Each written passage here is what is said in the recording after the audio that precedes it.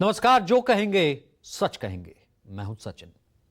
संसद में आज सबसे ज्यादा दिलचस्प सियासी लड़ाई तब देखने को मिली जब बीजेपी सांसद रविशंकर प्रसाद लोकसभा स्पीकर ओम बिरला के खिलाफ लाए गए अविश्वास प्रस्ताव पर बोलने के लिए खड़े हुए। उन्होंने नेता प्रतिपक्ष राहुल गांधी का नाम लेकर के तीखा प्रहार किया। दावा किया कि जो किताब छपी नहीं है उसका हवाला संसद में दिया जा रहा है। इस पर कांग्रेस का गुस्सा सातवें आसमान पर दिखाई दिया। रविशंकर प्रसाद के आरोपों पर राहुल गांधी ने भी जवाब दिया। दोनों के बीच इतनी तीखी बहस हो गई कि मामला अहंकार पर आकर टिक गया। देखिए। पूर्व army chief general MM Naravane की जिस किताब को लेकर बजट सत्र का पहला सेशन हंगामे की भेंट चढ़ गया, जिस किताब को लेकर संसद में राहुल गांधी को बोलने तक नहीं दिया गया, जिस किताब के छपने और उसके प्रकाशन को लेकर कई दिनों तक विवाद चलता रहा, जिस किताब को प्रकाशित करने वाले पब्लिकेशन ने राहुल गांधी के खिलाफ केस करने तक की धमकी दी, जिस किताब को लोकसभा में स्पीकर ने कोट करने से साफ मना कर दिया, जिसके बाद बात स्पीकर ओम बिरला की कुर्सी तक पहुंच गई, विपक्ष उनके खिलाफ अविश्वास प्रस्ताव तक ले आई। अब वो किताब एक बार फिर संसद में बहस का मुद्दा बन गई। स्पीकर के खिलाफ लाए गए अविश्वास प्रस्ताव पर चर्चा के दौरान लोकसभा में बीजेपी सांसद रविशंकर प्रसाद ने नेता प्रतिपक्ष राहुल गांधी को कटघरे में खड़ा करने के लिए कह दिया कि इसे किसी के अहम की संतुष्टि के लिए नहीं लाया जाना चाहिए। स्पीकर के खिलाफ अविश्वास पर अभी तक 75 साल में सिर्फ 2 बार बहस हुई है। हुकुम सिंह के खिलाफ आया था, रिक्विजिट संख्या नहीं पूरी आई माननीय हुकुम सिंह के खिलाफ। तो ये एक अवसर भी है और एक पीड़ा भी है। अवसर है कि इस महत्वपूर्ण विषय पर अपने विचार प्रकट करने का आज सदन को अवसर मिल रहा है। पीड़ा यह है कि स्पीकर का पद एक बहुत महत्वपूर्ण पद होता है।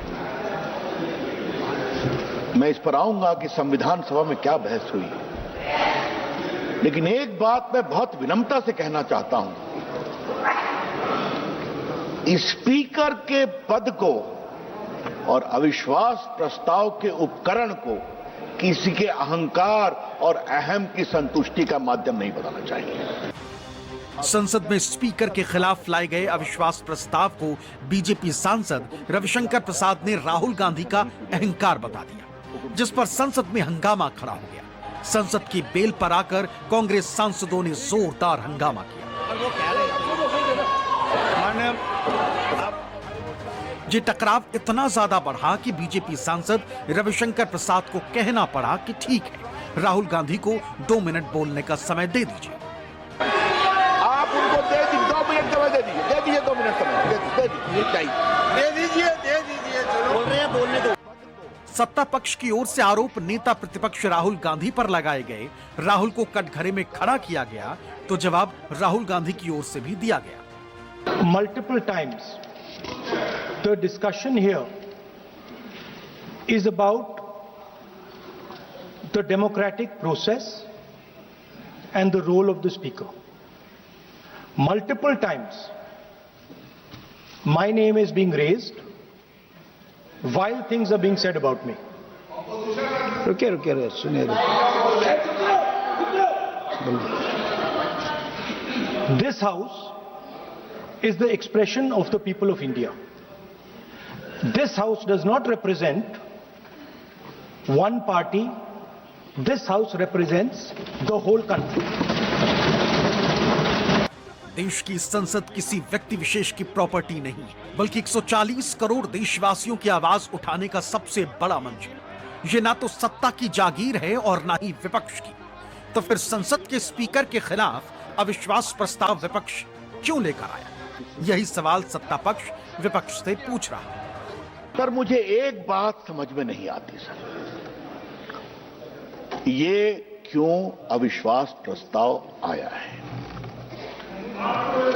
प्रस्ताव क्यों आया?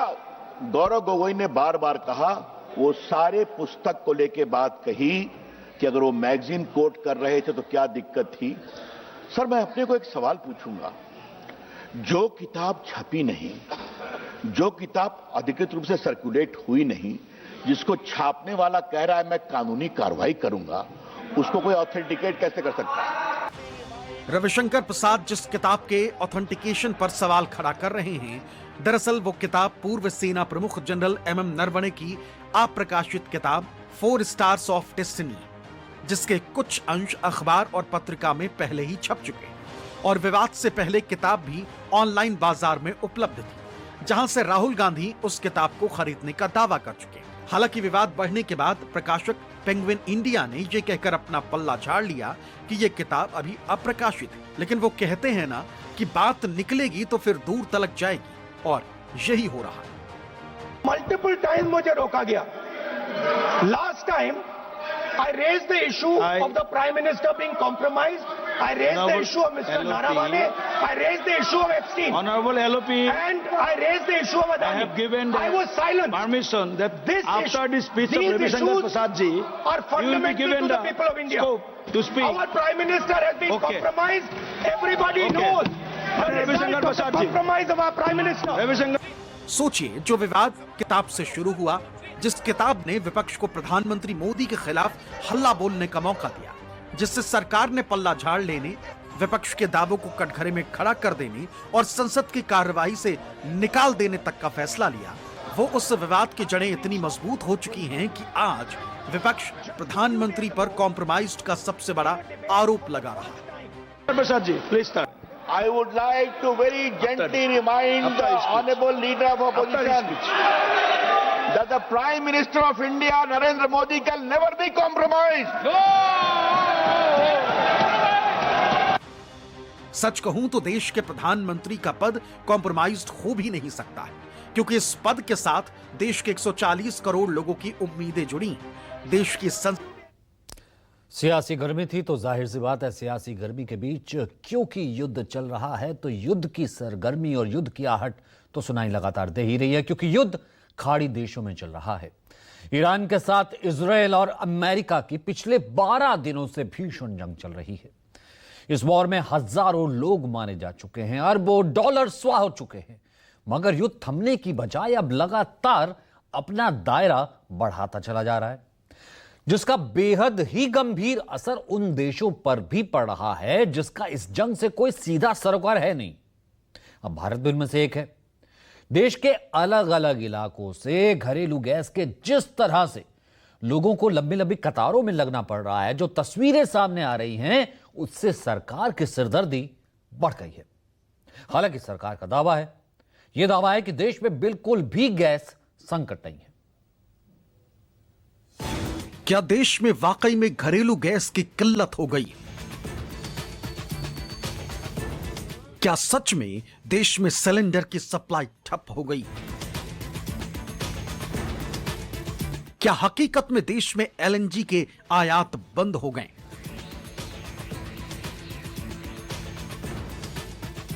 आज ये तमाम सवाल हर देशवासी के मन में उठ रहे हैं। हर कोई इन तमाम सवालों का जवाब जानना चाहता है। सरकार की ओर से भी ऐसे तमाम सवालों के जवाब दिए जा रहे हैं। आपको पहले सरकार की ओर से दिए जा रहे कुछ बयान सुनाते हैं, फिर उसकी असल सच्चाई बताएंगे। सबसे पहले आपको देश के पेट्रोलियम मंत्री हरदीप सिंह पुरी का 8 मार्च का एक पोस्ट दिखाते हैं। इस पोस्ट में हरदीप पुरी लिखते हैं, देश में सभी गैर होर्मुज़ मार्गों से ऊर्जा आयात पूरे प्रवाह में है। हमारे नागरिकों की ऊर्जा जरूरतें पूरी हो रही हैं। भारत आरामदायक स्थिति में है।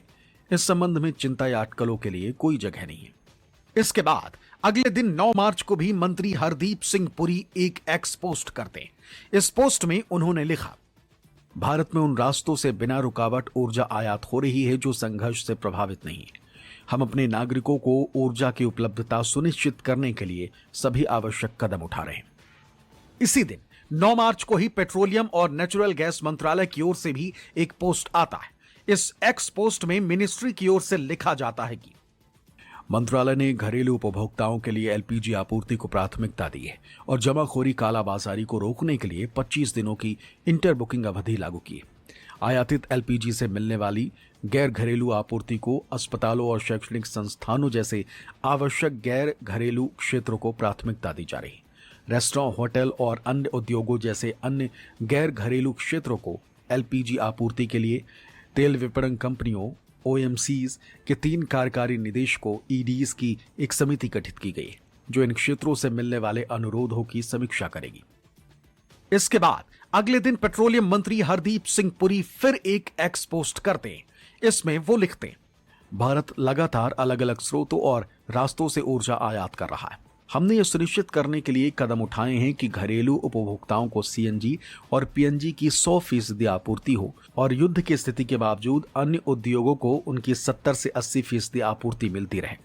हम अपने घरेलू उपभोक्ताओं को सस्ती ऊर्जा की निर्बाध आपूर्ति सुनिश्चित करने के लिए प्रतिबद्ध हैं। घरेलू उपभोक्ताओं के लिए कोई कमी नहीं और घबराने की कोई वजह नहीं।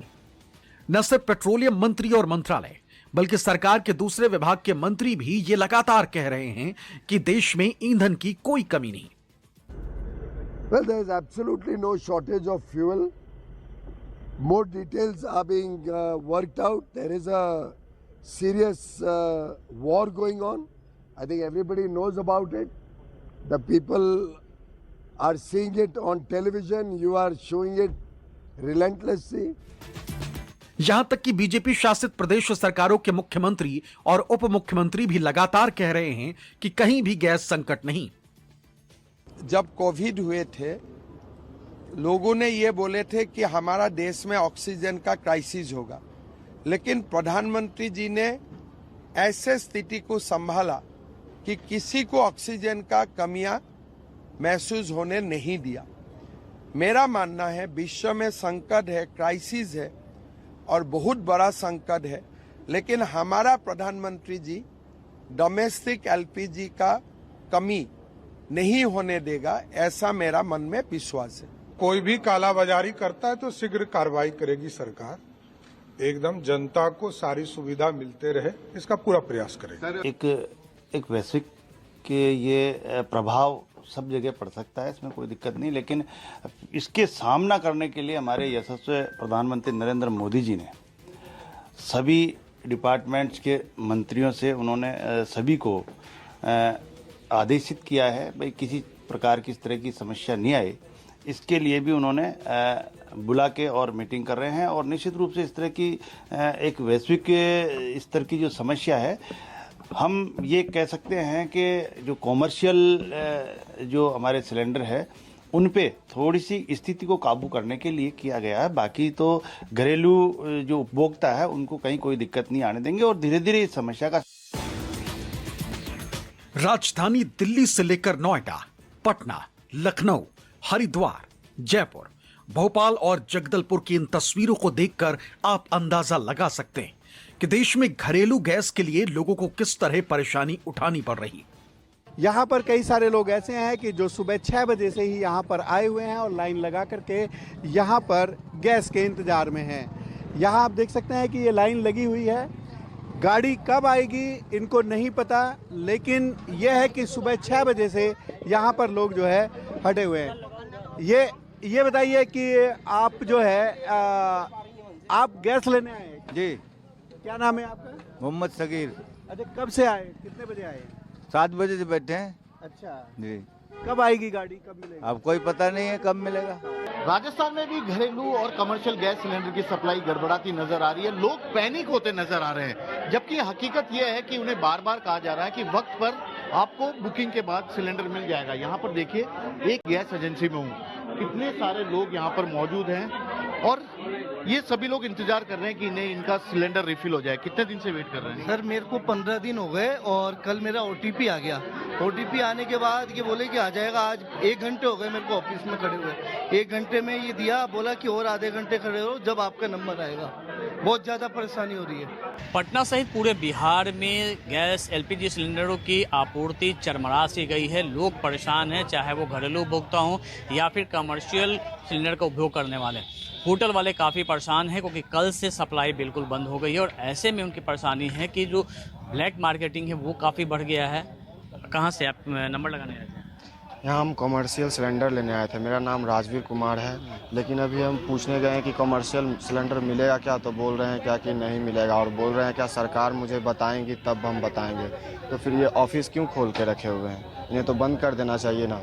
पश्चिम एशिया में चल रहे युद्ध के बाद अब वहां का असर भारत में दिखने लगा है और राजधानी लखनऊ की तस्वीरें लगातार हम आपको दिखा रहे हैं और आपको दिखा रहे हैं किस कदर यहां पर जो रसोई गैस है उसको लेकर के आम जनता जो है उसको दिक्कतों का सामना करना पड़ रहा है। लंबी लंबी लाइनें लगी हैं, कतार लगी है। आप तस्वीरों में देख रहे हैं तो कोई अपना स्कूल कॉलेज छोड़ के आया है, तो कोई अपना परिवार छोड़ के आया है और इस इंतजार में है कि सिलेंडर मिले और घर चल के खाना बने और तब खाना खाया जाए। अब आप तस्वीरों में देख रहे होंगे कि किस कदर लाइन है। यहाँ पर आपको यहाँ पर दिख रहा होगा कि 50 से 100 मीटर की यहाँ पर लाइन लगी है। तकरीबन 100 से 150 सिलेंडर के लोग यहाँ पर लेकर के खड़े हुए हैं कि उनकी बारी आए और वो सिलेंडर भरवा करके अपने घर जा सके।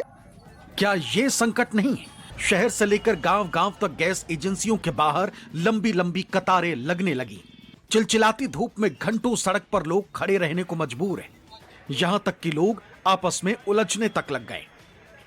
हालांकि वो अलग बात है कि ऐसे हालात के लिए प्रधानमंत्री नरेंद्र मोदी कांग्रेस और लेफ्ट दलों को जिम्मेदार ठहरा रहे हैं और अफवाहों से सतर्क रहने की अपील कर रहे हैं।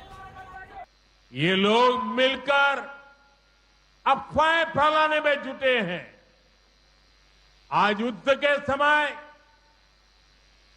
इस समय में भी कांग्रेस लेफ्ट और उसका इकोसिस्टम देश में पैनिक क्रिएट करने में, भय पैदा करने में पूरी ताकत खपा रहे हैं। मैं देशवासियों को कहूंगा, कांग्रेस लेफ्ट और इनके इकोसिस्टम द्वारा फैलाई जा रही अफवाहों से सतर्क रहे, सावधान रहे। पीएम मोदी कह रहे हैं कि देश में कांग्रेस और लेफ्ट का इकोसिस्टम अफवाह फैला रहा है, मगर हकीकत क्या है? दिल्ली से लेकर मध्य प्रदेश, महाराष्ट्र, उत्तर प्रदेश और राजस्थान समेत कई राज्यों ने कमर्शियल गैस की सप्लाई पर रोक लगा दी। गैस सप्लाई बंद होने की वजह से कई शहरों में रेस्टोरेंट और होटल बंद होने की नौबत आ गई। गैस सिलेंडर बुकिंग के लिए अब लोगों को 25 दिनों का इंतजार करना पड़ेगा। एयर इंडिया ने अपने टिकटों के दाम बढ़ा दिए। टेलीकॉम कंपनियों को एलपीजी नहीं मिल रहा। टेलीकॉम इंफ्रास्ट्रक्चर बनाने वाली कंपनियों ने सरकार को बताया कि उन्हें मिलने वाली एलपीजी सप्लाई अचानक रोक दी गई। खुद केंद्र सरकार ने गैस समेत जरूरी चीजों की जमाखोरी रोकने के लिए देश भर में आवश्यक वस्तु अधिनियम 1955 लागू कर दिया, जो कि संकट के समय में ही लागू किया जाता है। अगर क्राइसिस नहीं है तो फिर ये लागू क्यों किया गया? कितना बर्दाश्त करेगी जनता? मैम कितना इन 10 सालों में अगर आप देखें, चाहे हर चीज़ के दाम बढ़ गए, बेरोजगारी बढ़ रही है, एलपीजी की सिचुएशन को देखिए, कितना बर्दाश्त करेगी? और इनकी पॉलिसीज, इनकी नीतियों की वजह से आप पे ऑप्शन क्या है? कारोबार बंद होगा। सुनने में आ रहा है दुनिया में कई देशों में इस तरह की पाबंदी लगना शुरू हो गई। तो आपका देश तो बहुत बड़ा देश है, दुनिया में इससे बड़ा देश कहीं नहीं है। और फिर सरकार ने सिलेंडर सब जगह बांटे, तो लोगों को आदत है कि सिलेंडर से खाना बनाएं। तो अभी तो होटल और व्यवसाय की बात कर रहे हैं, लेकिन आम लोगों के जीवन कितना प्रभावित होगा इन चीजों से? कहीं ऐसा ना हो सरकार के गलत फैसले की वजह से लोगों को कंडे पर और पुरानी लकड़ी पर खाना न बनाना पड़े। इस वक्त देश बहुत गंभीर संकट से गुजर रहा है। पूरे देश में एलपीजी गैस जिसे हम बोलते हैं, जो घरों में खाना बनाने के भी काम आती है, रेस्टोरेंट में, इंडस्ट्री में, तरह तरह से लोग इसका इस्तेमाल करते हैं, एलपीजी सिलेंडर का, गैस का। इसकी देश में भारी किल्लत हो गई है और उसका कारण है कि पूरे देश में जितनी डेली प्रोडक्शन होती है उसकी 50% प्रोडक्शन कम हो रही है, 50% प्रोडक्शन कम हो रही है। केजरीवाल जी, अब आपके दावे में कितनी सच्चाई है ये तो आप ही जाने, क्योंकि सरकार तो दावा कर रही है कि एलपीजी प्रोडक्शन में बढ़ोतरी हुई है। सरकारी सूत्रों के मुताबिक रिप्रायोरिटाइजेशन की वजह से पिछले कुछ दिनों में घरेलू एलपीजी प्रोडक्शन में 10% की बढ़ोतरी हुई। एलपीजी और एलएनजी का कंसाइनमेंट अलग अलग सोर्स से आ रहा है। बहुत जल्द एलपीजी और एलएनजी के कुछ नए कंसाइनमेंट आने की उम्मीद है। ऐसे में आज पेट्रोलियम प्रोडक्ट्स के मामले में किसी भी तरह की मुश्किल नहीं। इंडियन रिफाइनरियां पूरी कैपेसिटी से चल रही, जैसे ईरान वॉर से पहले चल रही। सूत्रों की माने तो ऑयल मार्केटिंग कंपनियां अलग अलग रेस्टोरेंट एसोसिएशन से बात करेंगी ताकि एलपीजी सप्लाई की उनकी दिक्कतों को समझा जा सके। सरकार ने उनकी शिकायतें सुनने के लिए आईओसी, एचपीसीएल और बीपीसीएल के एग्जीक्यूटिव डायरेक्टर्स वाली 3 मेंबर्स की एक कमेटी बनाई। कमर्शियल एलपीजी की उनकी असली जरूरत पूरी की जाएगी। ये कमेटी जरूरतों के हिसाब से सप्लाई को रिप्रायोरिटाइज भी करेगी। गठबंधन भ्रम फैला रही है। भ्रम में रहने की कोई जरूरत नहीं है। देश के पेट्रोलियम मिनिस्टर हरदीप पुरी जी ने आश्वस्त किया है कि किसी को घबराहट लाने की जरूरत नहीं, चाहे पीएनजी हो, एलएनजी हो, डीजल हो, पेट्रोल हो, ये देश सुरक्षित है। यानी सरकार और उनके नेता हर स्तर पर, हर मोर्चे पर, हर प्लेटफॉर्म पर बार बार ये कह रहे हैं कि देश में गैस की कोई किल्लत नहीं है। मगर अलग अलग इलाकों से गैस के लिए लोगों के लाइनों की जो तस्वीरें सामने आई हैं, वो कुछ और ही कहानी बयां कर रही। Bureau report, news 24। एक बार फिर से रुक करते लोकसभा का, जहां स्पीकर के खिलाफ अविश्वास प्रस्ताव पर चर्चा के बाद लोकसभा में विपक्ष का अविश्वास प्रस्ताव ध्वनिमत से गिर तो गया। अब इसका मतलब यह नहीं है कि अविश्वास प्रस्ताव पर विवाद थम गया है, बल्कि अगला नंबर भारत के मुख्य चुनाव आयुक्त ज्ञानेश कुमार का है, जिनके खिलाफ विपक्ष अविश्वास प्रस्ताव लाने की तैयारी में जुटा है। यानी कि जैसा हंगामा बजट सत्र के दूसरे सत्र में शुरुआत में दिखाई दिया, वैसा ही हंगामा अगले कुछ दिनों में फिर से दिखाई दे सकता है, फिर से सुनाई दे सकता है। इसका प्रस्ताव टीएमसी की तरफ से लाने की तैयारी है। जो इसके विरोध में वो ना कहें। भले ही लोकसभा स्पीकर ओम बिरला के खिलाफ लाया गया विपक्ष का अविश्वास प्रस्ताव ध्वनिमत के साथ खारिज हो गया, मगर ऐसा ही शोर एक बार फिर संसद के अंदर सुनने को मिल सकता है, क्योंकि विपक्ष अब मुख्य चुनाव आयुक्त ज्ञानेश कुमार को हटाने के लिए महाभियोग प्रस्ताव लाने की तैयारी कर रहा है। प्रातः 11 बजे तक के लिए स्थगित की जाती है। अब की बार इसकी पहल पश्चिम बंगाल की सत्ताधारी पार्टी टीएमसी करने वाली। टीएमसी इसके लिए दिल्ली में विपक्षी सांसदों के हस्ताक्षर जुटा रही। हम तो समर्थन के लिए सब लोग को साइन करा रहे हैं। 2-1 दिन में ये पक्का हो जाएगा कब हम जमा करेंगे। अगर ऐसा होता है तो ये देश की सियासत के इतिहास में पहला मौका होगा जब किसी मुख्य चुनाव आयुक्त के खिलाफ महाभियोग आएगा। टीएमसी का दावा है कि उनके इस प्रस्ताव पर इंडिया गठबंधन की ज्यादातर पार्टियां सहमत हैं। सूत्रों के मुताबिक महाभियोग नोटिस का मसौदा तैयार है और इसे इस हफ्ते जमा कर दिया जाएगा। सवाल है कि मुख्य चुनाव आयुक्त ज्ञानेश कुमार के खिलाफ टीएमसी महाभियोग क्यों लाना चाहती है और उसके समर्थन में इंडिया गठबंधन की ज्यादातर पार्टियां क्यों? दरअसल मुख्य चुनाव आयुक्त ज्ञानेश कुमार पर विपक्ष का आरोप है कि वो बीजेपी के लिए वोट चोरी करते हैं। एसआईआर के बहाने विपक्ष को मिलने वाले वोटर्स की छटनी कर बीजेपी को फायदा पहुंचाते हैं और लोगों से उनके मताधिकार को छीनने का काम कर रहे हैं। ऐसे में अब टीएमसी ने पश्चिम बंगाल विधानसभा चुनाव से ठीक पहले संसद में चुनाव आयुक्त के खिलाफ महाभियोग लाकर अपना विरोध दर्ज कराने की तैयारी में, जिसका समर्थन विपक्ष भी कर रहा है। मैं उनके इस फैसले का न केवल स्वागत करता हूं, बल्कि मैं अपनी पार्टी की ओर से, अपने नेता की ओर से उस फैसले का समर्थन भी करता हूं। और इस इम्पीचमेंट मोशन में समाजवादी पार्टी उनके साथ है, क्योंकि जिस तरह का पक्षपात, जिस तरह की अंधेरगर्दी, जिस तरह से विपक्ष की हर बातों को आंखें बंद कर ली चुनाव आयोग ने, ऐसा आजादी से लेके अब तक कभी नहीं हुआ होगा चुनाव आयोग का रोल जो इस वर्तमान चुनाव आयोग का है, और इसके खिलाफ आना चाहिए। और मैं सोचता हूँ हम समाजवादी पार्टी के लोग उसमें साथ हैं। जिस तरीके से इलेक्शन कमीशन काम कर रहा है और उनकी कार्रवाई चल रही है, दिखाता है कि वो भारतीय जनता पार्टी का एजेंडा चला रहे हैं। पहले ईडी, सीबीआई, इनकम टैक्स के बारे में यही होता था कि कोई भी विपक्ष अगर सवाल उठाता था तो उनके घर पे छापे पड़ जाते थे या उनको अरेस्ट कर दिया जाता था, उनको चुप करने की कोशिश की जाती थी। मुख्य चुनाव आयुक्त नहीं, वो तो इस समय भारतीय जनता पार्टी सरकार के जैसे इशारे पे बयान देते हैं। उन्होंने अपने पद की गरिमा गिरा दी। विपक्ष का अपना तर्क, मगर सत्ता पक्ष की ओर से कहा जा रहा है कि विपक्ष को देश की किसी भी संवैधानिक संस्था पर भरोसा नहीं। आपको इलेक्शन कमीशन के ऊपर भरोसा नहीं, सुप्रीम कोर्ट में मैटर सब जुडिस है, आप सुप्रीम कोर्ट के ऊपर सवाल उठा रहे हैं। तो भारत के सारे सांविधानिक संस्थाओं पर अगर आप सवाल उठा रहे हैं तो सवाल आप पे उठता है कि आप क्या इलेक्शन कमीशन को नहीं मानेंगे, सुप्रीम कोर्ट को नहीं मानेंगे, तो आपको क्या यहाँ पे इलेक्शन लड़ने का औचित्य है? अब जहाँ के इलेक्शन कमीशन को मानते हैं वहाँ जाके लड़िए, पाकिस्तान में लड़िए या बांग्लादेश में लड़िए। सोचिए, जो बीजेपी संसद में एसआईआर और वोट चोरी जैसे मुद्दे पर चर्चा से भाग रही थी, वो उसी मुद्दे पर विपक्ष के एक साथ आ जाने और मुख्य चुनाव आयुक्त के खिलाफ अविश्वास प्रस्ताव ले आने पर चर्चा कराने को मजबूर हो जाएगी। हालांकि विपक्ष भी ये बात भली भांति जानता है कि उनकी तरफ से मुख्य चुनाव आयुक्त के खिलाफ लाया जा रहा महाभियोग प्रस्ताव सदन में औंधे मुंह गिर जाएगा।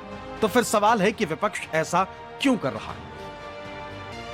दरअसल विपक्ष की मंशा मुख्य चुनाव आयुक्त के खिलाफ महाभियोग लाकर हटाने की नहीं, बल्कि चुनाव आयोग की तरफ से कराए जा रहे एसआईआर पर संसद में सवाल उठाने की, जिसको लेकर ज्यादातर राज्यों में सवाल उठ चुके हैं। राजनीतिक दलों की तरफ से जिंदा वोटर्स को सबूत के तौर पर कोर्ट की दहलीज पर लाकर खड़ा किया जा चुका है। इधर पश्चिम बंगाल के सीएम ममता बनर्जी भी एसआईआर के बहाने सीईसी ज्ञानेश कुमार और केंद्र सरकार पर लगातार हमलावर है। हम भी चाहते हैं उसका इम्पीचमेंट हो, नंबर हमारा नहीं है लेकिन इम्पीचमेंट भी हो सकता है ना, परमिशन तो है, रिकॉर्ड तो हो जाएगा। बहरहाल दोनों तरफ से शह और मात का खेल जारी है। इस शह और मात में जीत किसकी होगी ये तो आने वाला वक्त ही बताएगा, मगर इतना तय है कि जिस तरह पहले विपक्ष ने स्पीकर के खिलाफ अविश्वास प्रस्ताव लाकर सरकार को सदन में चर्चा करने को मजबूर किया है, उसी तरह मुख्य चुनाव आयुक्त के खिलाफ महाभियोग प्रस्ताव लाकर विपक्ष सरकार को डिफेंसिव मोड में धकेलने में जरूर कामयाब हो जाएगा। Bureau report, news 24।